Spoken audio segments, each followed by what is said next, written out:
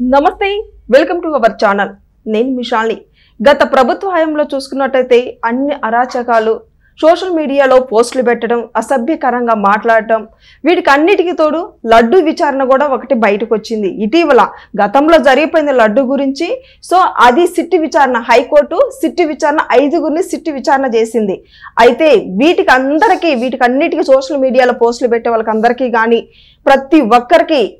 కూటమి ప్రభుత్వం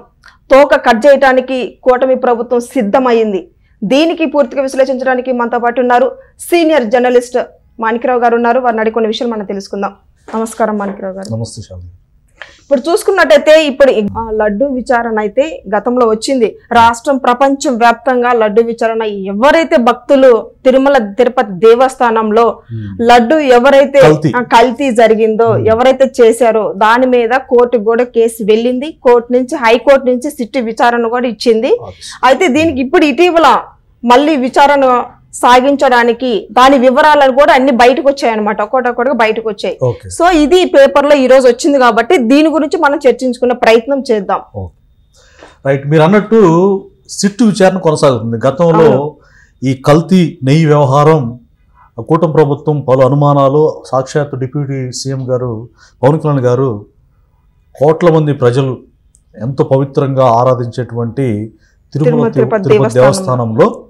ఈ కల్తీ నెయ్యి ఏంటి అని చెప్పి గత ప్రభుత్వం వైసీపీ మీద తీవ్ర స్థాయిలో ఆయన ఫైర్ అయ్యారు దీని గురించి ఆయన పాప ప్రక్షాళనలాగా కూడా ఒక కార్యదీక్ష చేశారు అప్పుడు వైసీపీ శ్రేణులు ఏమన్నాయంటే ఇదంతా అబద్ధం ఏం కల్తీ జరగలేదని చెప్పేసి బుకాయించింది అయితే అసలు దీనికి సంబంధించి నిజ నిర్ధారణ తేల్చడానికి సిట్ ఏర్పాటైంది ఈ సిట్ చాలా కూలంకుషంగా లోపలికి వెళ్ళిపోతుంది అంటే డెప్త్ రీసెర్చ్లోకి వెళ్ళిపోయింది టోల్ గేట్ల సీసీ కెమెరా ఫుటేజ్లు సేకరించింది ఫస్ట్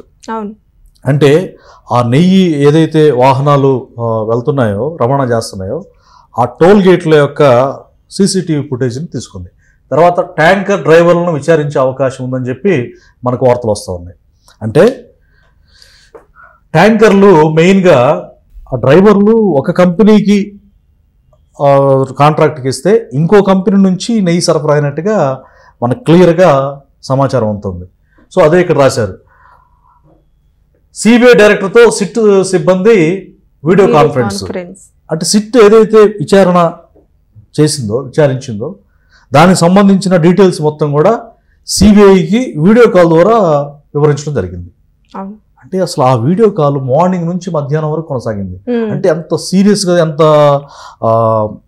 సీరియస్గా ఈ విషయాన్ని తీసుకుందో మనం దీన్ని అర్థం చేసుకోవచ్చు అలాగే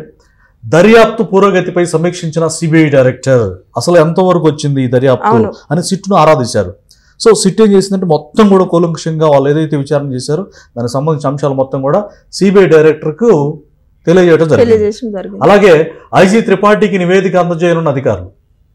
ఇదేదైతే డాక్యుమెంట్స్ ఉన్నాయో దానికి సంబంధించిన రీసెర్చ్ సంబంధించిన పరిశోధించినటువంటి అంశాలని ఆ డాక్యుమెంట్స్ మొత్తం కూడా ఐజీ త్రిపాఠి గారికి అందజేయడానికి సిద్ధంగా అయితే ఉన్నారంట అయితే మనం ఇక్కడ సింపుల్గా మనం ఆలోచిస్తే శ్రీవారి లడ్డు ప్రసాదాల తయారీకి వినియోగించే నెయ్యిని సరఫరా చేసేందుకు టీటీడీతో ఏఆర్ డైరీ ఒప్పందం కుదుర్చుకుంది అయితే ఒప్పందానికి విరుద్ధంగా వైష్ణవి డైరీ నుంచి నెయ్యి సేకరించి తన ట్యాంకర్ల ద్వారా టీటీడీకి సరఫరా చేసినట్టు సుప్రీంకోర్టు నియమించిన సిట్ బృందం నిర్ధారణకు వచ్చింది ఇక్కడ దాదాపుగా జగన్మోహన్ రెడ్డి మీరు ఇందాక ఫస్ట్లో చెప్పినట్టుగా ఇరుక్కోక తప్పదు ఎందుకంటే ఏఆర్ కంపెనీకి ఇదిగో చూడండి అయితే ఒప్పందం రైట్ టీటీడీతో ఏఆర్ డైరీ ఒప్పందం కుదుర్చుకుంది ఓకేనా అంటే ఇప్పుడు ఏ డైరీకి ఇచ్చారు ఏఆర్ డైరీకి ఇచ్చారు తర్వాత ఒప్పందానికి విరుద్ధంగా వైష్ణవి డైరీ నెయ్యి సేకరించి మరి ఏఆర్ డైరీ ఏదైతే ఆ కంపెనీ ఉందో అక్కడి నుంచి కదా తీసుకురావాల్సింది సో వేరే వైష్ణవి డైరీ నుంచి నెయ్యి ఇక్కడే అర్థమైపోతుంది నెయ్యి ఇక్కడ జరుగుతుంది ఎట్లా జరుగుతుంది అనేది ఇక్కడే అర్థమైపోతుంది ఎందుకంటే మీకు కాంట్రాక్ట్ ఇచ్చారనుకోండి ఒక వర్క్ మీరు కాకుండా వేరే వాళ్ళు చేసిన ఆ వర్క్ ఏదైతే ఉందో అది క్రైమ్ కదా తక్కువ క్వాలిటీకి తీసుకొచ్చుకోండి ఖచ్చితంగా కల్తీ జరిగి ఉండొచ్చు జరుగుతుంది కాబట్టి ఈ కల్తీ నెయ్యి వ్యవహారం దాదాపుగా ఈ సిట్టు విచారణలో నిజ నిర్ధారణకు వచ్చింది అంటే ఏం జరిగిందని ఇక్కడ చూడండి తన ట్యాంకర్ల ద్వారా టీటీడీకి సరఫరా చేసినట్టు సుప్రీంకోర్టు నియమించిన సిట్ బృందం నియమించింది సిట్ బృందాన్ని అయితే ఏ నిర్ధారణకు వచ్చిందంట తప్పకుండా ఈ ఏఆర్ కంపెనీ నుంచి కాకుండా వైష్ణవి కంపెనీ నుంచి ఇది సరఫరా చేశారు, ఇది రూల్స్కు నిబంధనలకు విరుద్ధం అనమాట. సో ఇక్కడ జగన్మోహన్ రెడ్డి డక్అవుట్ అని చెప్పొచ్చు. రేపు ఈ విషయం ఒక కొలిక్కి వచ్చిన తర్వాత కంప్లీట్గా విచారణ అయిపోయింది కదా, ఆ నివేదిక ఇచ్చిన తర్వాత జగన్మోహన్ రెడ్డిని నెయ్యి కల్తీ జరిగిందని ప్రూవ్ అయ్యే అవకాశాలు ఉన్నాయి. ఆ ల్యాబ్ను కూడా ఏదైతే సర్టిఫై చేశారో ఆ ల్యాబ్ను కూడా విచారించే అధికారం ఉంది, అవకాశం ఉంది. అలాగే ఇప్పుడు అంటే తమిళనాడులో ఉంది ఆ కంపెనీ, తమిళనాడు వెళ్ళి విచారిస్తారా లేకపోతే వాళ్ళనే ఏపీకి పిలిపించి విచారిస్తారా అనేది మనం చూడాలి. అయితే దీనికి సంబంధించి జగన్మోహన్ రెడ్డి 1 by 1 ఇరుక్కుంటా ఉన్నాడు. ప్రతి విషయంలో కూడా అవినీతి జరిగినట్టుగా మొన్న చూడబోతున్న 1750 కోట్ల రూపాయలు సెకీ ఒప్పందం ఏదైతే సౌర విద్యుత్ కొనుగోలు అంశం ఉందో అదాని దగ్గర 1750 కోట్ల రూపాయలు లంచం తీసుకున్నట్టుగా మనకి చాలా క్రిస్టల్ క్లియర్గా అమెరికా దర్యాప్తు సంస్థ FBI డిక్లేర్ చేసింది. దాంట్లో కూడా తప్పించుకునే పరిస్థితి లేదు. ఇప్పుడు ఈ కల్తీ నెయ్యి ఉపయోగించి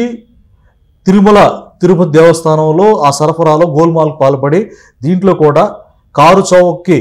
కల్తీ నెయ్యిని సేకరించి దానికి ఎక్కువ డబ్బులు తీసుకొని భక్తుల యొక్క సొమ్మును లూటీ చేయడంతో పాటుగా భక్తుల మనోభావం దెబ్బతీసి, ఎందుకంటే పరమ పవిత్రంగా భావిస్తారు అలాంటి వ్యక్తుల్ని ఒక దైవ సంబంధమైనటువంటి సెంటిమెంట్ కూడా లేకుండా వ్యాపారం ద్వారా డబ్బు సముపార్జనే ధ్యేయంగా పెట్టుకొని ఈ విధమైనటువంటి రాజకీయ అధికారాన్ని అడ్డు పెట్టుకొని జగన్మోహన్ రెడ్డి జరిపించినటువంటి ఈ తతంగాన్ని మొత్తం కూడా ఈరోజు తెల్లమై బయటకు వచ్చే పరిస్థితి. సో తప్పకుండా ఈ సరఫరా అనేది, ఈ నెయ్యి కల్తీ అనేది నిజమని తేలినట్టే. యాజ్ ఎర్లీ యాజ్ పాసిబుల్ దీని మీద కూడా జగన్మోహన్ రెడ్డి విచారించి తప్పకుండా అతన్ని జైలు వేసే పరిస్థితి అయితే మనకు ఉంటుందని మనకు అర్థమైపోతుంది అనమాట. CBI డైరెక్టర్తో video conference,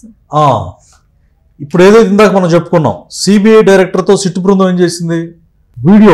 video conference ద్వారా మాట్లాడారు. సార్ ఇది పరిస్థితి, ఇక్కడైతే మేము ఏదైతే పరిశీలన చేసామో పరిశోధించామో ఆ విషయాలు ఇవి, ఇదిగో డాక్యుమెంట్స్ మా దగ్గర ఉన్నాయి, ఖచ్చితంగా ఒక డైరీ నుంచి ఏఆర్ డైరీ నుంచి వైష్ణవి డైరీకి మరి ఆ డైరీ నుంచి నెయ్యిని తీసుకొచ్చారు. వాస్తవానికి ఒప్పందం కుదుర్చుకుంది ఏఆర్ డైరీ,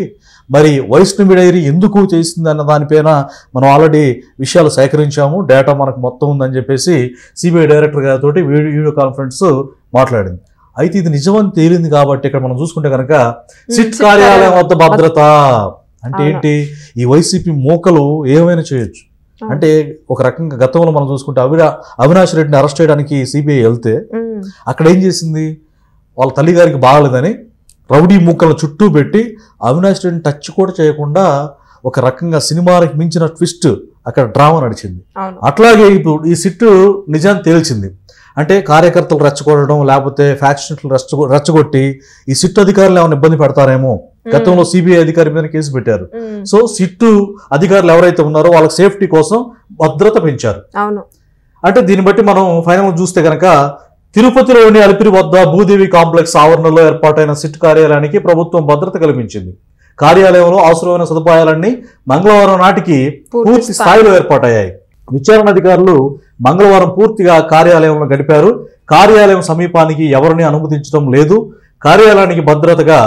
పోలీసు బలగాలను నియమించారు. ఎందుకంటే కడప నుంచి కొంతమంది గ్యాంగ్ను తీసుకొచ్చి ఏమో ఆ ఫైళ్లు తారుమారు చేయొచ్చు, ఆ డేటా చోరీ చేయొచ్చు, లేకపోతే అధికారులనే ఏమని చేయొచ్చు. అందుకని ప్రభుత్వం గత పరిస్థితుల్ని దృష్టిలో పెట్టుకొని ఆ అధికారులు ఎవరైతే నిజ నిర్ధారణ కోసం సిట్టు బృందం ఉందో ఆ బృందానికి రక్షణ కల్పించాలని చెప్పేసి భారీ పోలీసు బలగాలు ఆ కార్యాలయం చుట్టూ కూడా ఉంచడం జరిగింది. సో దీన్ని బట్టి జగన్మోహన్ రెడ్డి చేసిన తప్పులు 1 by 1 ఇందాక మీరు చెప్పినట్టుగా ఒకటి మొత్తం కలిసి అతను అవినీతి సామ్రాజ్యం బట్టబయలైపోయి అతను ఊచలేకపెట్టి